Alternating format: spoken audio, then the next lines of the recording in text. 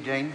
Thank you, Mr. Chair. I just wanted to make another quick call on this provision in Part 1, excusal of jury service, and I have to apologise for my colleagues who are also keen to take a call on this, but I just was reflecting on the departmental report and the advice we had after listening to submissions on this was that the amendment which provides for older people to apply for a permanent excusal, it's not discriminatory and it doesn't provide any disadvantage for them.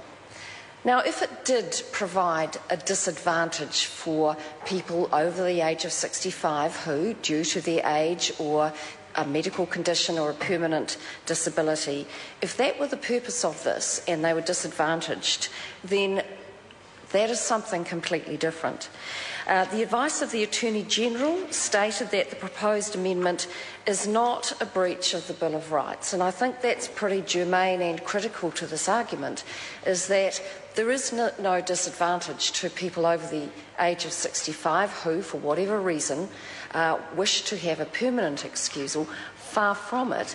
It is the flip of that, I would argue. It is not contrary to the Bill of Rights, and that is the advice we've had from, or the committee received from the Attorney-General. In fact, what it is well, I believe it's a kindness. I believe it's a kindness to somebody who has a medical condition or has a permanent disability so that they do not have time after time to ring up the registrar or go in or write a letter and explain their medical condition yet again. I don't know, maybe they have got to get a medical certificate to verify their medical condition time after time. Now, there's a cost associated with that. And so far from this being discriminatory against people over the age of 65, this is not ageism at all. What this is providing for a smoother administration of the court system. Surely that has got to underpin all our work here in this Parliament. The Attorney-General gives us the advice that this is not contrary to the Bill of Rights.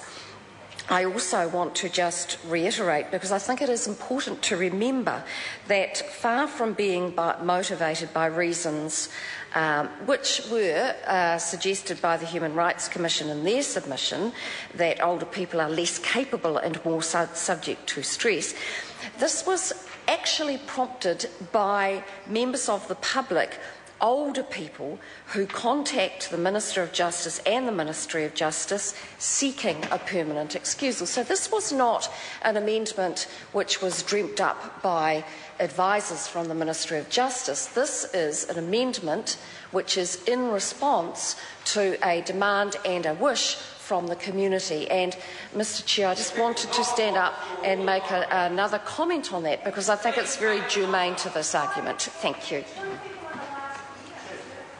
I call Julianne Genter. Thank you, Mr. Chair. I'll just take one more very short call on this. I feel compelled to point out that if